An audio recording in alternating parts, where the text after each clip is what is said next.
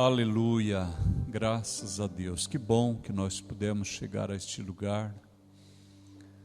É um privilégio. Muita gente gostaria de estar aqui, mas não pode mais. Mas a nós o Senhor deu mais esta oportunidade. É uma alegria estar na casa do Senhor. Se você trouxe a sua Bíblia, abra, por favor, Apocalipse capítulo 2. Escreve ao anjo da igreja que está em Éfeso: isto diz aquele que tem na sua destra as 7 estrelas, que anda no meio dos 7 castiçais de ouro. Amém. Olhe só, queridos irmãos, o Senhor inicia a sua palavra que Ele vai revelar para as 7 igrejas, e Ele começa pela cidade de Éfeso, pela igreja que está na cidade de Éfeso. Dessas 7 cidades, a mais importante era Éfeso. Já no tempo da redação dessa carta, a cidade contava 200.000 habitantes. Então era uma cidade grande, até para hoje é considerada uma cidade grande. Ali em Éfeso tinha a 3ª maior biblioteca do mundo. A primeira, Alexandria, a segunda, Pérgamo, e a 3ª, a biblioteca da cidade de Éfeso. Ali também estava o maior templo do mundo, o templo da deusa Diana, considerado uma das 7 maravilhas do mundo. Essa cidade chamava tanto a atenção que o apóstolo Paulo morou nessa cidade durante 3 anos quando a evangelizava. E o próprio João, que é o portador desta carta, ele também morava em Éfeso, era pastor e teólogo da igreja de Éfeso. E note que interessante, o Senhor, quando vai manifestar o seu propósito, vai revelar a sua palavra, e é uma palavra que tem elogio, mas que também tem censura. Ele começa logo pela igreja daquele que vai conduzir a sua palavra. Isso aqui não é acidental, não é fortuito. O Senhor aqui está chamando a atenção minha, está chamando a atenção dos ministros da igreja, daqueles que cantam, daqueles que pregam, que ensinam, que ministram. É como se o Senhor dissesse: quando eu começo a limpeza, eu começo por aqueles que me representam, que fazem o ministério. É uma exortação, é um chamar a atenção, despertar para a realidade. Ao mesmo tempo que isso pode ser um constrangimento, é também uma bênção, porque Jesus quer me salvar. E eu quero que Ele me salve. Aleluia. Eu sempre oro pela sua casa, que o Senhor te vista de salvação. E você pode orar por mim: Senhor, salva o nosso pastor. Quando nós chegarmos lá na glória, nenhum fique para trás. Já pensou que lindeza, que maravilha? Então Deus, Ele inicia a sua revelação direcionando-se para essa igreja de Éfeso. E os irmãos lembram do capítulo 1, o Senhor Jesus apresentando-se. Ele escolhe várias características para falar de quem Ele é. E agora, em cada uma das cartas, Ele vai escolher apenas alguma delas, porque aqueles que estudarem a sua palavra conseguirão identificar em apenas esses detalhes quem é esse personagem que fala. E ele diz: isso diz aquele que tem na sua destra as 7 estrelas.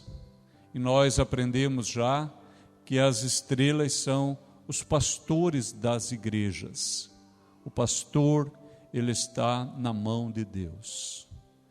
Queridos irmãos, nenhum homem deveria pretender fazer o trabalho pastoral se ele não fosse chamado para isso.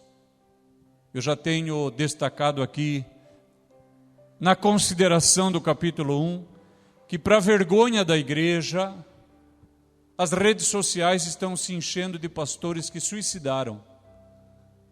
E eu digo sem medo de errar, foram pastores que chamaram sobre si algo que Deus não chamou. Porque aqueles que Ele chamou, está aqui. Eles estão na sua mão.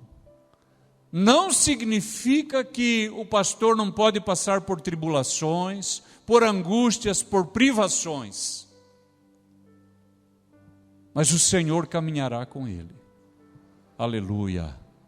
E se nós olharmos a igreja que nos antecedeu, aquela igreja pobre, de pastores mal assalariados, de pastores de paletó barato, de sapato barato, andando a pé, quando tinha carro era um carro velho. Se você olhar aqueles pastores daquelas igrejas, que ninguém queria roubar o ministério deles, como acontece hoje, que ninguém quer dar o bote naqueles pastores, como acontece hoje, porque aquelas igrejas, o que elas tinham? Elas só tinham a glória de Cristo. Mas para o avarento, para o egoísta, a glória de Cristo não interessa.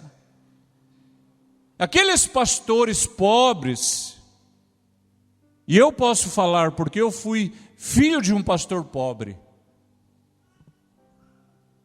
eles davam a vida pelo ministério. E os pastores dessa geração, que andam de carro de última geração, que tem laptop, que falam bonito, que têm faculdade, eles se matam por causa do ministério. Os irmãos perceberam que aqueles estavam exatamente para lá e esses estão exatamente do outro lado. Uns davam a vida pelo ministério, outros se matam. E se você for olhar o histórico desses pastores, pastor de igreja grande, igreja forte, igreja boa, igreja famosa, tiraram a sua vida. Tem algo muito errado, e o erro não está nem na palavra, nem na igreja e nem no Senhor da igreja. Nós já vamos ver isso daqui para frente. O Senhor Jesus disse: eu sou aquele que eu sustento na minha mão os pastores que eu chamei para a minha igreja. E que mais? Que anda no meio dos 7 castiçais de ouro. O Senhor Jesus é aquele que está no meio da igreja. E nós vimos, e eu quero repetir, e é segurança para você. Quando João se virou para ver quem falava com ele, pensando que veria o Senhor Jesus, o que ele viu foi a igreja. E eu disse, e repito, e repetirei ainda, você quer encontrar Jesus, você o encontrará na igreja, não é fora da igreja, na igreja. Esse discurso que eu posso servir a Deus em casa, que eu não preciso fazer parte da igreja, mentira. Agora à tarde eu estava aqui na igreja, estudando a palavra de Deus, alguém bateu, eu vim atender um senhor pedindo socorro para sua família porque são miseráveis. E eu perguntei: de qual igreja que você é? Ele falou: de nenhuma. Eu falei: então você vai sofrer sempre. Porque acham que pode ficar fora da igreja. Aqui é o lugar onde há uma atmosfera de milagres. E agora, nesta noite, outra vez, por causa da palavra de Deus, o Senhor está sustentando a sua vida, sua casa, sua saúde, sua família, liberando bênçãos. É o testemunho que temos da palavra de Deus.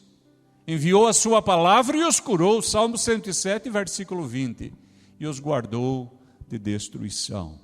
Então, 2 coisas importantes. Primeiro, Jesus é aquele em cuja mão direita estão os pastores da igreja, e ele é aquele que caminha entre as igrejas. No versículo 2 e 3, O Senhor fará um elogio a essa igreja de Éfeso. O Senhor Jesus diz: eu sei as tuas obras e o teu trabalho e a tua paciência. 3 coisas: tuas obras, teu trabalho, tua paciência. Ainda que essas 2 palavras, obra e trabalho, possam se usar intercambiavelmente, é melhor quando nós separamos ela e entendemos que isso aqui é uma obra. Isso aqui é uma obra. Alguém trabalhou até que tivesse esse resultado final. O resultado final, ele é visível, ele é tangível, sensível. Você pode apresentar uma coisa como resultado final de um trabalho. Mas eu não sei quem fez. Perceberam? O trabalho eu não vi. Eu não sei se era um homem, se era uma mulher. Eu não sei se era uma pessoa ganhando um salário miserável num país asiático, eu não sei.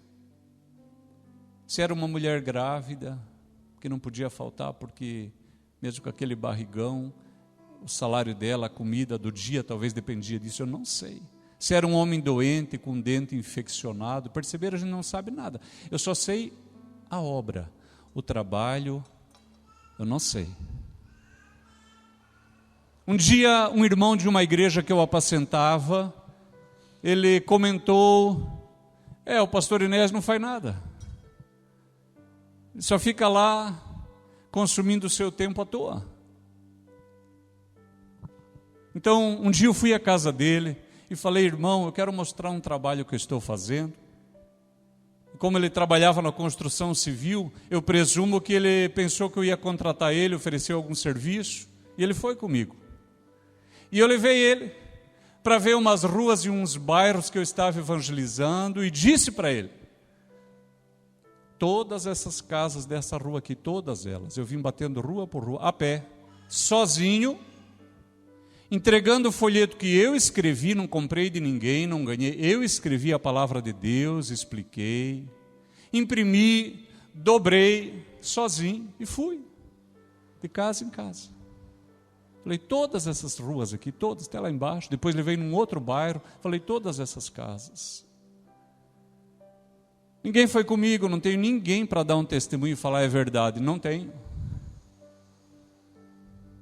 Eu falei: nessa casa ali, quando eu bati, disse: eu sou um pastor, estou visitando as famílias, fazendo uma oração. A dona da casa começou a chorar e falou: que lindo. Eu não ia mais à igreja, Deus mandou um pastor na minha casa. E a mulher começou a chorar, eu orei por ela, ela disse: eu toco violão, era do ministério da igreja. E olha só, eu pensei: que lindo, vou ter mais uma ovelhinha. E animei ela: volte para Cristo. Ela falou: volto hoje. Na semana seguinte, quando eu passei lá, ela falou: pastor, muito obrigado, já voltei para a minha igreja, estou firme lá agora. Eu falei: irmão, apesar de eu ter evangelizado essas casas, visitado, ido, orado, retornado, trabalhado na confecção do material, eu só tive trabalho. Eu não tenho nenhuma obra para mostrar para o irmão. O Senhor, Ele está dizendo: eu conheço a tua obra, eu conheço o teu trabalho.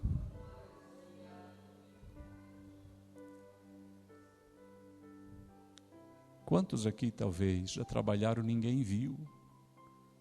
Nunca esqueça, Deus, Ele conhece teu trabalho, tua obra.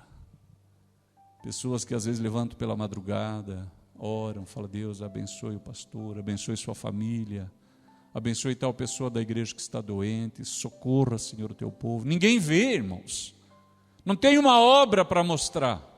O Senhor diz: eu sei as tuas obras, e eu sei também o teu trabalho. E que mais? Eu sei a tua paciência, a perseverança dos santos, A coisa está dando certo, sirva a Deus. Está dando tudo errado, sirva a Deus. Não tem aquela expressão saúde de ferro? Quando eu estou com uma saúde de ferro, sirva a Deus. Estou doente, arruinado, tudo torto, sirva a Deus. Meu salário está lindo, sou dizimista, perseverança dos santos, paciência. Ganhei um bom salário, dizimo. Fui demitido, peguei minha demissão, dizimo. Peguei o seguro-desemprego, dizimo. Acabou. Lavei uma louça para a vizinha e passei a roupa dela, ganhei R$50. Dizimo. Porque não tem a ver com estar bem ou estar mal. Estar rico ou pobre não tem a ver com isso. Tem a ver com a paciência dos santos, a perseverança. A capacidade de se manter fiel ao propósito, apesar das dificuldades. E o Senhor diz, eu estou vendo teu trabalho, tuas obras, tua perseverança, está dando tudo errado, mas você está perseverando, eu estou vendo. Talvez outros não enxergam, eu estou vendo. O Senhor diz para aquela igreja, eu sei as tuas obras, e o teu trabalho e a tua paciência. E ele diz algo mais, e que não podes sofrer os maus. Esse sofrer quer dizer, não consegue concordar, não consegue coabitar, não consegue conviver com os maus. E aqui tem um problema seríssimo, porque esse tempo ele foi contaminado com o politicamente correto. Hoje à tarde eu estava pensando, tem morrido umas pessoas por aí, que pela palavra de Deus agora estão no inferno. E um monte de gente diz que elas estão no céu. E hoje à tarde eu estava pensando, se essas pessoas fossem para o céu, eles iam estragar o céu.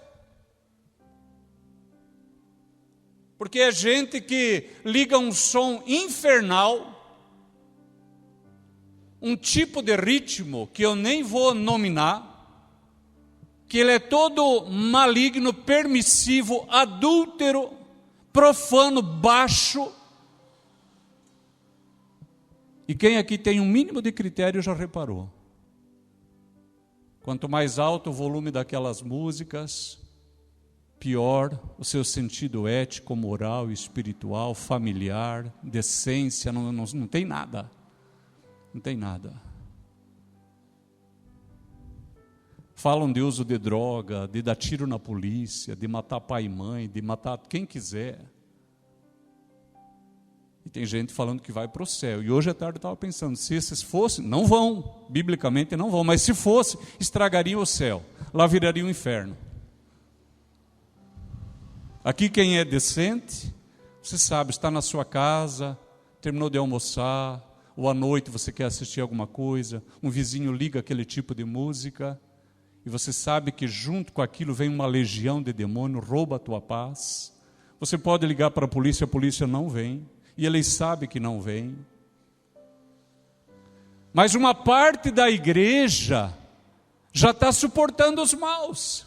Esses dias um moço dessa igreja, da minha equipe, disse, eu gosto daquele tic-tic, tic-tic-tic. Eu pensei, meu Deus, ali é tudo lixo, não aproveita nada. Mas por que, irmãos? Porque essa geração está sucumbindo ao lixo. O Senhor elogiou aquela igreja e disse, vocês estão de parabéns, vocês não conseguem sofrer os maus.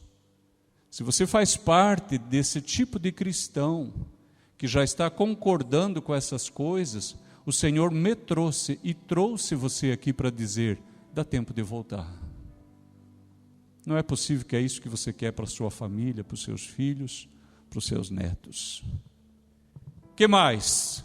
Puseste à prova os que dizem ser apóstolos e o não são, e tu os achastes mentirosos. Olha que interessante, o Senhor ele fala aqui de dois grupos. Ele fala das estrelas, que são a liderança da igreja, que estão nas suas mãos.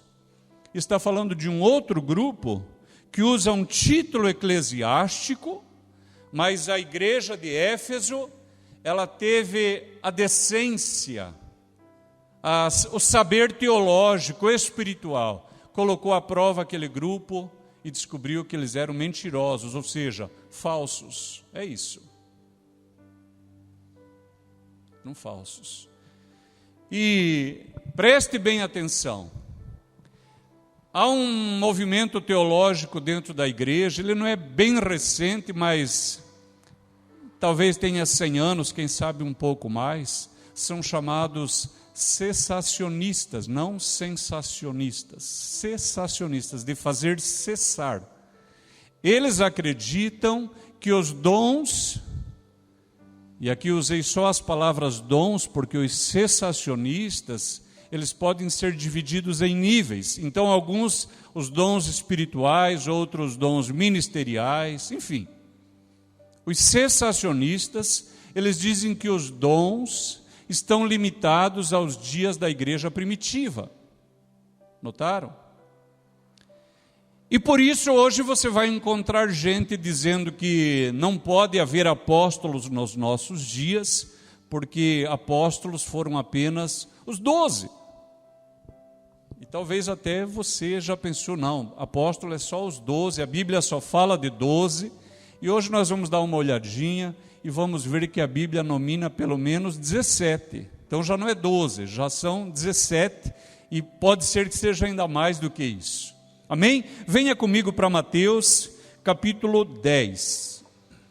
E chamando os seus 12 discípulos, deu-lhes poder sobre os espíritos imundos, para os expulsarem e para curarem toda a enfermidade e todo o mal. Ora, os nomes dos 12 apóstolos são: Simão Pedro, 1, André, 2, Tiago, 3,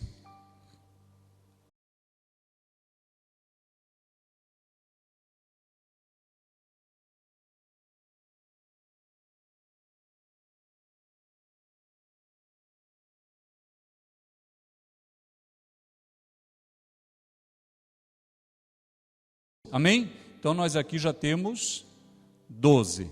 Venha comigo agora para Atos 1, 26, diz assim: e lançando-lhe sortes, caiu a sorte sobre Matias, e por voto comum foi contado com os 11 apóstolos. Então aqui nós já temos 13. Atos 14, 14. Ouvindo, porém, isto, os apóstolos Barnabé e Paulo. Então nós tínhamos 13, 14, 15, está certo assim? Já temos 15.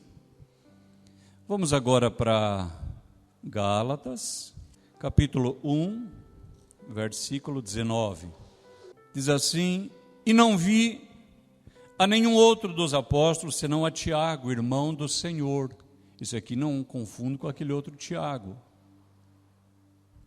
Então nós já temos 16. E agora Hebreus capítulo 3, o versículo 1, diz assim a palavra de Deus. Hebreus 3, 1. Pelo que, irmãos santos, participantes da vocação celestial, considerai a Jesus Cristo, apóstolo e sumo sacerdote da nossa confissão. 17, fechou?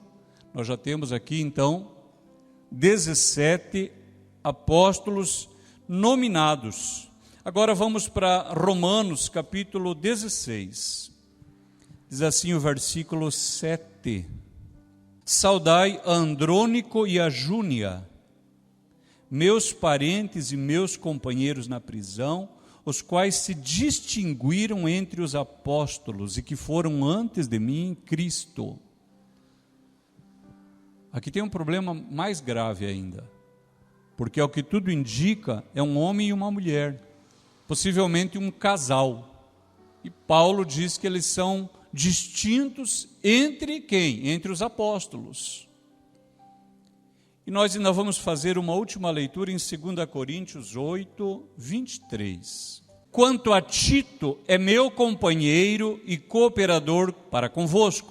Quanto a nossos irmãos, são embaixadores das igrejas e glória de Cristo. Quem gosta dessas coisas e gosta de estudo bíblico, você pode na sua casa baixar no Google a Bíblia, o Novo Testamento grego interlinear. Você não precisa saber grego, é só você ter um pouquinho de paciência. Você vai ver que essa palavra traduzida como embaixadores é apóstolóis, apóstolos. John Stott, ele tem alguns livros escritos, e tem um que eu gosto muito. Ele escreveu Eu Creio na Pregação. John Stott defende 3 níveis apostólicos. E ele fala algo, irmãos, que é muito verdadeiro. Ele diz assim: pode haver apóstolos na igreja hoje, com certeza. Ele fala de 3 níveis, eu acredito em 5. E ele fala o seguinte: apesar de concordar que haja apóstolos, porque o mesmo versículo que diz que Deus deu profetas, evangelistas, pastores e mestres, é o mesmo versículo que fala que ele deu apóstolos. Então John Stott diz assim: é verdade que Deus pode e dá apóstolos para a igreja. Entretanto, do nível dos 12, nunca mais vai ter igual. Os irmãos compreenderam? Do nível dos 12, nunca mais. Então, nós temos no nível 1, o Senhor Jesus. Não tem ninguém igual a Ele. Nível 1. Nível 2, os 12. Não tem ninguém igual aos 12. Nível 3, o apóstolo Paulo. Não tem ninguém igual ao apóstolo Paulo. Porque ele mesmo diz que o que ele recebeu direto do Senhor. Notaram? Entretanto, nem o apóstolo Paulo resiste ao crivo do capítulo 1 de Atos. Porque para ser contado com os 12, como foi Matias, tinha que ser testemunha do ministério de Cristo, desde o seu batismo até a sua ressurreição. Paulo não estava lá, perceberam? Então nem Paulo não cabe nos 12. Entretanto, o apóstolo Paulo escreveu a palavra de Deus. E dos 27 escritos do Novo Testamento, ele escreveu pelo menos 13, eu creio que escreveu 14. Notaram? Depois dele, no nível 4, nós temos Barnabé e Tiago, que eu não sei que tenham escrito coisa alguma. E no nível 5, aqui sim, isso que em 2 Coríntios é chamado de embaixadores, são os apóstolos das igrejas, que não cabem em nenhuma das outras categorias. Até aqui estamos juntos, irmãos? Então volte comigo para Apocalipse, capítulo 2. Então, quando o Senhor elogia a igreja de Éfeso e diz: vocês puseram à prova os que se dizem ser apóstolos e não são, e os acharam falsos, mentirosos. Eles não estão nesse critério dos cessacionistas, não é isso. Eles estão comparando os apóstolos que eles conhecem, os apóstolos de quem a palavra de Deus dá testemunho, e esses apóstolos que aparecem por aí. E aquela igreja foi elogiada. Irmãos, não caia na cilada de quem é você para julgar. Quando alguém falar isso para você, quem é você para você julgar? Você fala: eu sou um ser humano, eu já posso julgar por causa disso. Se eu fosse um macaco, como Darwin pretende, um macaco melhorado, aí eu não poderia julgar, porque macaco não tem moral. Mas eu sou um ser humano, eu posso julgar. E você também pode, você já está me julgando, você já está irritado comigo porque eu julgo. Você está me julgando porque eu julgo. Por que você faz isso? Porque você também é um ser humano. Igreja, aprenda, o Senhor elogiou a igreja de Éfeso, porque a igreja viu os apóstolos e não concordou, falou: não são falsos. E agora eu quero chamar para os nossos dias. Como que é possível, irmãos, que você conheça um pastor que já está no 2º casamento, no 3º? Não tem uma coisa errada? E notaram que a igreja fica assustada quando fala isso? Porque parece que tem que ter compaixão, que tem que incluir. Não, a igreja falou, não, vocês não são falsos. Alguém consegue dizer um amém na fé? É isso, irmãos. Ora, eles compararam a vida daqueles apóstolos, a pregação deles, com os apóstolos de Cristo e disseram, não são. Não fecha. Não é possível. Irmãos, a igreja precisa ter inteligência espiritual. Um dia eu contava para um pastor amigo, um homem santo, um pastor já de idade, de um pastor do norte que falou para mim que um pastor convidado veio ao seu púlpito e disse, eu já estou no 7º casamento, e se precisar eu vou para frente. E sabe o que o pastor para quem eu contei essa coisa, sabe o que ele me disse? E a igreja continuou lá. A igreja continuou ouvindo uma pessoa assim? O que deveria se esperar de alguém assim? Quando fala uma coisa dessa, o crente pega a sua Bíblia e vai embora.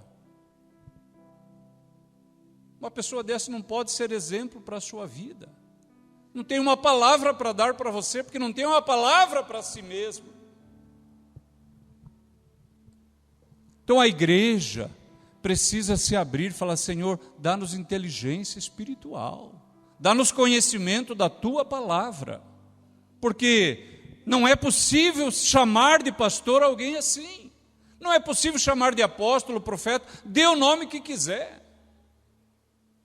Eu com a pastora fomos um dia na casa de um casal com problema, e ele disse, queremos que o senhor ore por nós, porque veio uma profeta aqui na nossa casa, e viu esse nosso quadro na parede, o marido e a esposa, e essa profeta teria dito, e passando o dedo entre os dois, esse casamento está acabado. Eu falei, você deixou essa pessoa continuar dentro da sua casa? Isso não é profeta, não é pastor, não é apóstolo, isso tem outros nomes. Os irmãos estão compreendendo? O Senhor da igreja elogiou a igreja de Éfeso, porque essa igreja tinha conhecimento da palavra, tinha comunhão do Espírito para entender. Essa pessoa que se apresenta como apóstolo não é, a vida dela não bate com o título que ela pretende. Não é porque é apóstolo, pode ter. Não é porque é bispo, pode ter, não tem problema. Mas tem que haver uma correspondência entre o que a pessoa diz ser e o que nós observamos nela. Depois diz assim, e sofrestes, e tens paciência, e trabalhaste pelo meu nome, e não te cansaste. Guarde isso aqui. Trabalhaste pelo meu nome e não te cansaste. Mas diz assim no versículo 4, tenho, porém, contra ti, que deixaste o teu primeiro amor. Esse é um outro problema. E eu me vejo, às vezes, envolto nisso, tentado por isso. É o ativismo religioso. Irmãos, tem igreja que parece que tudo que importa é levar sopa lá no calçadão para os pobres, para os usuários de droga.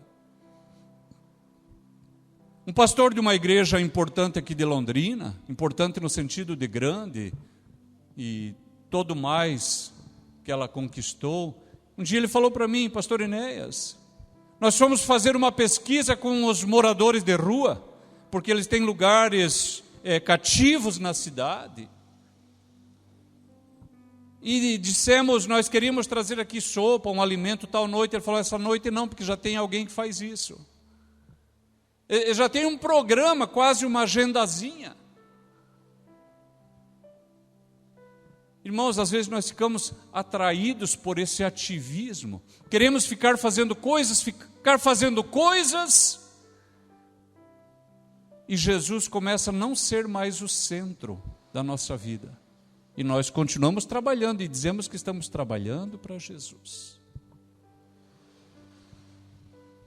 Se nós descuidarmos, irmão, nós acabamos detestando o pobre, o necessitado, o dependente químico, a prostituta. Nós acabamos detestando, irmãos, porque eu que estou na igreja há muito tempo, a pessoa vem e ela fala uma coisa para você, e ela acha que foi a primeira que falou. Fala assim: ô pastor, eu estou aqui com R$75 para comprar o gás, só falta 10. Isso aqui não é que aconteceu uma vez, eu já sei o discurso. E eu digo: então tá bom. Eu vou lá com o carro, pego o seu bujão e vamos lá na distribuidora e eu pago os 10 e já levo o bujão lá na sua casa. Não precisa, só me dê o 10 para inteirar. Eu falei: não, eu quero ir lá. Eu quero levar você. Não precisa. Só está faltando R$22, porque eu preciso visitar minha tia que faleceu. Eu falei: muito bem, vamos lá na rodoviária, eu quero comprar a passagem para você, e eu dou a passagem. Não, o senhor só me deu o dinheiro que eu preciso resolver alguma coisa na minha casa, eu levo você na sua casa, depois na rodoviária. Os irmãos estão entendendo? Chega uma hora, irmão, que a pessoa começa a falar, você já se arrepia. Eu vou falar uma coisa para os irmãos, às vezes eu fico preocupado com isso, porque eu não deveria deixar de amar, eu não deveria deixar de querer salvar a pessoa, mas eu não quero mais nem ouvir ela. Mas no começo do ministério eu queria, lembra? Você lembra disso também? Não? Aconteceu com você também? No começo do ministério nós queríamos orar pelos bêbados, lembra? E queria abraçar eles, e juntar do chão, e pôr no carro, e levar para algum lugar, lembra disso? Depois você não quer mais nem ouvir.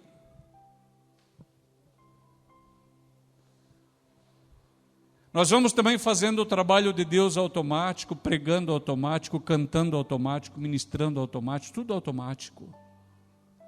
O Senhor diz assim: olha, você tem trabalhado, você não tem se cansado, mas você deixou teu primeiro amor. Será que o Senhor pode nessa noite renovar o nosso amor?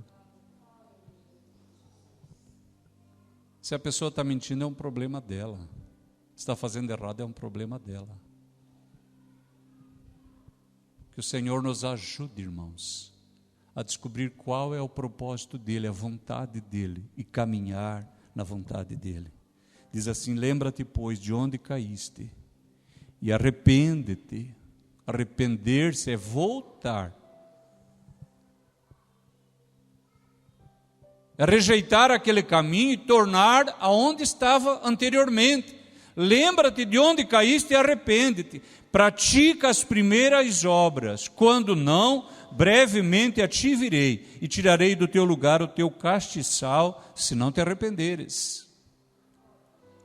Eu tirarei de você a condição de igreja, o título de igreja, porque às vezes nós continuamos usando o nome de igreja e nem somos mais.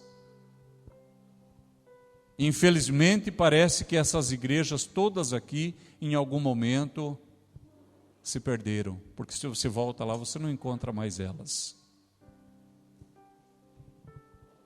E ele persiste ainda dizendo no versículo 6, tens, porém, isto, que aborreces as obras dos nicolaítas, as quais eu também aborreço. Hoje eu vou falar brevemente, porque nós vamos retornar a esse assunto. Mas olha o que diz o versículo 14.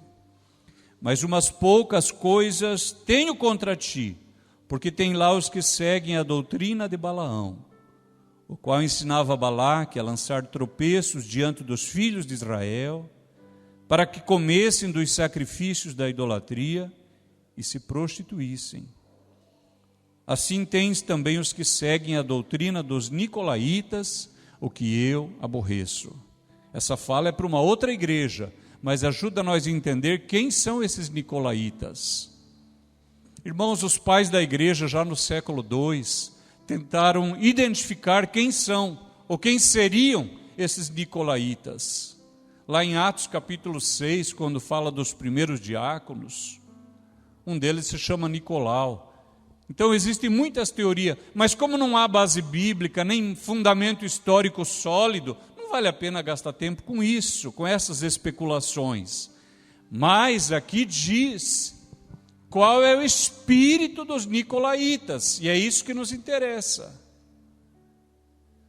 Se nós formos olhar para os capítulos 22, capítulo 23, 24 e 25 de Números, nós começaremos a entender esse assunto. Eu só vou ler no capítulo 25 de Números, o versículo 1 e 2, diz assim a palavra de Deus: E Israel deteve-se em Sitim, e o povo começou a prostituir-se com as filhas dos moabitas.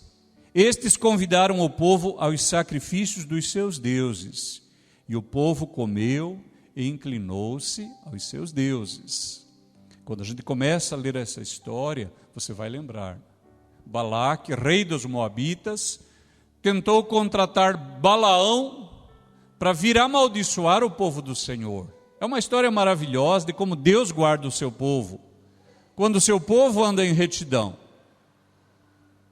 E dá tudo errado, porque cada vez que aquele homem vai amaldiçoar o povo do Senhor, o Senhor muda a palavra na boca do profeta e ele abençoa. Mas quando lemos o capítulo 25 e comparamos com o Apocalipse, nós entendemos que, passado pouco tempo, esse Balaão, tentado pelo dinheiro, porque era muito dinheiro, ele percebe que se o povo do Senhor for fiel, Deus será fiel. Olha a cilada. O inimigo do povo do Senhor entendeu. Enquanto o povo for fiel, Deus vai ser fiel. Então nós temos que achar um jeito de conduzir o povo para a infidelidade. E é o que está aqui. Convidaram para suas festas. Os moabitas, que antes queriam amaldiçoar, agora convidaram o povo do Senhor para suas festas, para os seus sacrifícios, para se deitar com as suas mulheres nessas festas e inclinarem-se aos seus deuses. E por causa disso veio a praga sobre o povo do Senhor naquele dia, e foi um dia de muita tristeza, foi um dia de derrota na vida do povo do Senhor. E aqui o Senhor está dizendo: os nicolaítas são pessoas que querem a liderança do povo do Senhor, da igreja, mas o propósito não é levar o povo para perto de Jesus. Tem outros motivos. E o Senhor diz: você aborrece as obras dos nicolaítas. Note que aqui, de certo modo, parecido quando eles rejeitaram os falsos apóstolos, agora rejeitam também os nicolaítas. Ou seja, qualquer tipo de liderança que se pretenda uma liderança espiritual, mas que me leva para longe do Senhor, para longe da palavra, para longe do culto, eu rejeito. Notaram? O Senhor elogiou aquela igreja. Eu quero atualizar essa palavra só brevemente. Você vai encontrar hoje um monte de pastores, teólogos, profetas na internet, dizendo que você não precisa mais vir ao culto, que você pode cultuar lá da sua casa. Se você não ouviu, você vai ouvir. Inclusive tem uns flyers bonitos que diz assim: Satanás tentou fechar a igreja, mas Jesus abriu uma igreja em cada casa. Já viram isso? Não, só eu que vi? E um monte de cristão tolo compartilha, fala que lindo, que maravilha.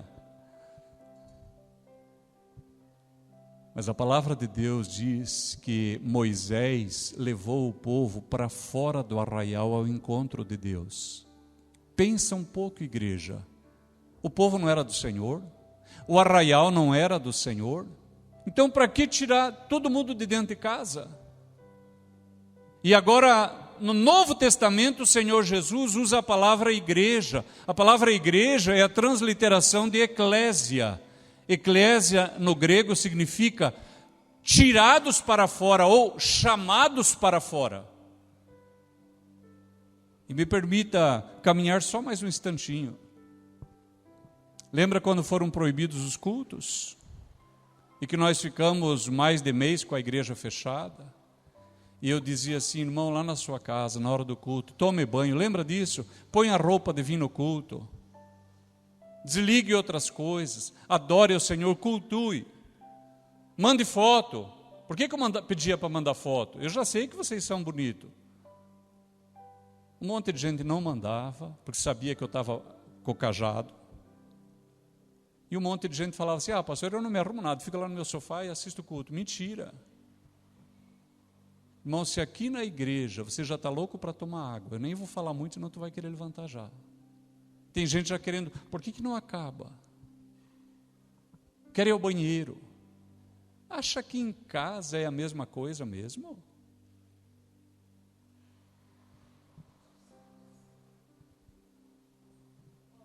São pessoas, irmãos, que tentam atrair o povo para si. E eles falam, você não precisa ir no culto. Nós vamos ter uma live aqui amanhã. Só que na live dele você não pode faltar. E o crente tolo nem percebe. O Senhor disse, vocês estão de parabéns porque vocês rejeitaram as obras dos nicolaítas, dos falsos apóstolos, o que eu também aborreço. Quem tem ouvidos, ouça o que o Espírito diz. Notem o plural, não é a igreja, é as igrejas. A carta é endereçada a Éfeso. No final deveria dizer a igreja, mas não. O Senhor estava falando, essa carta é para a igreja de Éfeso, é para as demais, é para a igreja através dos séculos. E aqui nessa noite é possível que tenha alguém aqui que seja da igreja Filadélfia, de Pérgamo, de Tiatira, de Sardes, de Éfeso. E que a gente às vezes gira, e tem dia que não tem dia que nós estamos bem na fé, e tem dia que estamos mal. Essa palavra é para cada um de nós. E para concluir, ao que vencer. Que vencer. Irmãos, importa vencer. Essa história de que importante é participar é mentira. É coisa de brasileiro que é treinado para ser perdedor. O que importa é participar. Mentira, importa vencer. Vai em qualquer país de primeiro mundo. Veja se essa frase cola em alguém. Só no tonto. Importa participar? Não, não importa participar. Importa vencer. Ao que vencer, dar-lhe-ei a comer da árvore da vida, que está no meio do paraíso. Venha uma última vez comigo para Gênesis capítulo 3. Gênesis capítulo 3, o versículo 22. Então disse o Senhor Deus, eis que o homem é como um de nós, sabendo o bem e o mal. Ora, pois, para que não estenda a sua mão, e tome também da árvore da vida, e coma, e viva eternamente, o Senhor Deus, pois, o lançou fora do jardim do Éden, para lavrar a terra, de que fora formado. Perceberam? Comendo da árvore da vida, o homem viveria para sempre. E por causa do pecado, o Senhor o expulsa daquele lugar. Em Apocalipse, o Senhor diz, quem tem ouvidos, ouça o que o Espírito diz às igrejas. Ao que vencer, dar-lhe-ei a comer da árvore da vida. Não é só viver para sempre. Viver para sempre, o perdido também vai viver para sempre no inferno. Mas é viver para sempre com Deus, em comunhão com Deus, na presença de Deus. Aleluia. Volte-se para Deus.